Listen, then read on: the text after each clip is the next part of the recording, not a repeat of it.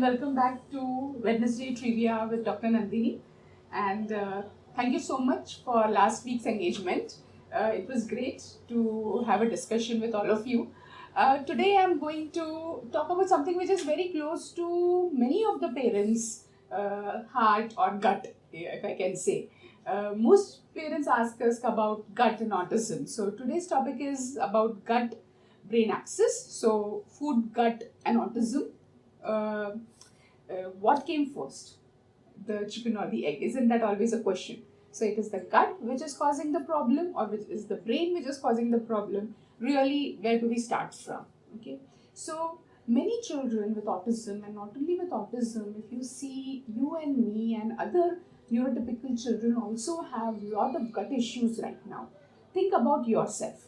Think about, do you have a good digestion every day? Do you have constipation issues? Do you have a good bowel movement? Do you sleep well in the night?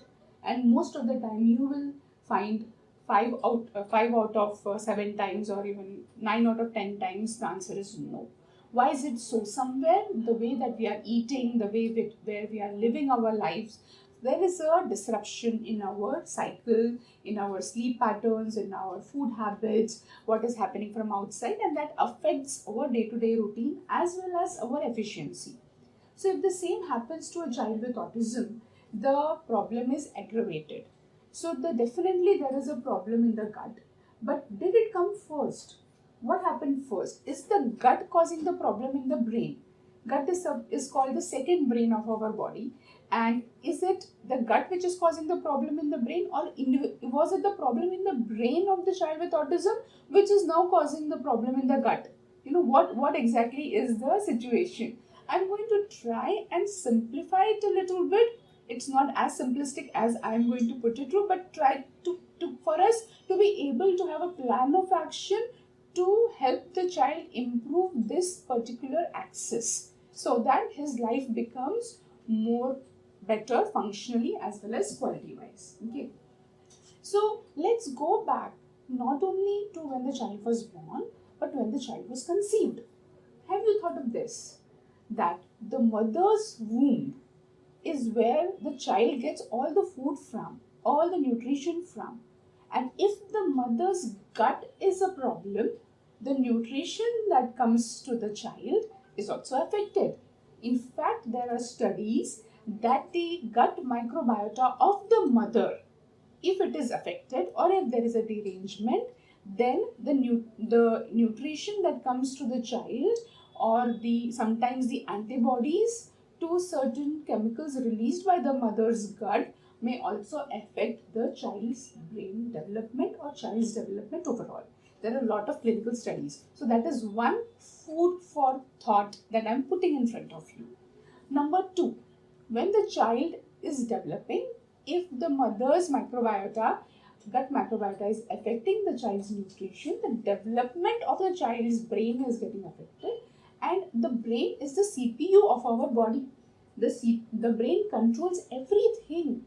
The brain controls our movements, it controls our heart, it controls our respiration, it controls the gut movement. So we believe that the brain functioning, if it's affected, it will affect the gut motility also.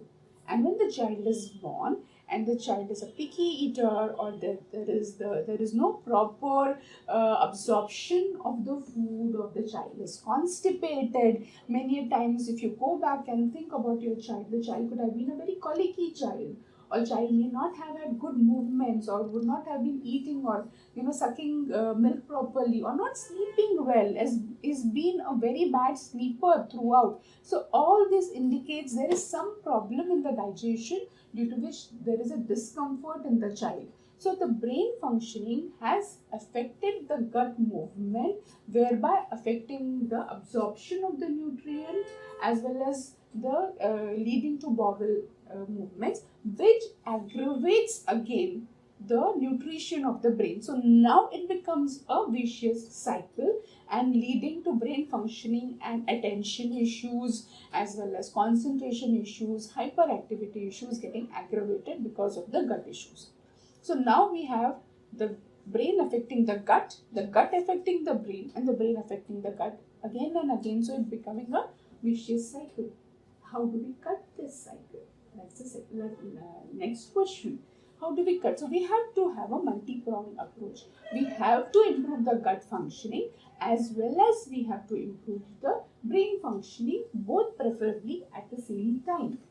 Improving the gut functioning using current modalities. One, change in the diet. Many people recommend, a lot of scientific literature recommends a gluten-free, casein-free diet.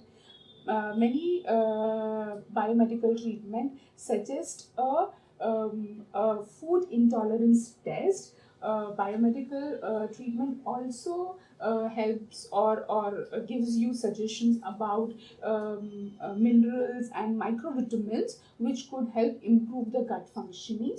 And in addition, now we believe that ozone therapy given per rectally also helps improve the gut functioning and the gut health. So that is at the local level. Okay, you will cleanse the gut, you will improve the gut functioning. But what again, if the brain functioning is less, the root cause of the problem is not sorted. So you have to improve the brain functioning as well. So at one end, you improve the brain functioning by various modalities such as neurorehabilitation, neuroregeneration using cellular therapy, as well as oxygen therapy, which improves the brain functioning. At the same time, you work on the gut as well, so that we cut the vicious cycle. Somewhere we open it up. Brain functioning improvement helps improve the gut motility. The local problem which is accumulated over years gets resolved by other means which I have mentioned, and together you get a long-term better results. So the local muck gets cleansed up using various modalities, as I said, ozone therapy, gut cleansing, as well as using the right kind of food, using probiotics and biomedical treatment, which helps to improve the gut or cleanse the gut at the local level. Improvement of brain functions improves the motility of the gut, and together now we will have better results. So this is what my suggestion is. Of course, this is a very deep topic, and I know there will be lots and lots of questions that parents will have after this particular discussion. Please do put your questions in the comments, and I will endeavor to answer as many as possible, either in today's session and if extends in the next day session at the same time. Have a great day.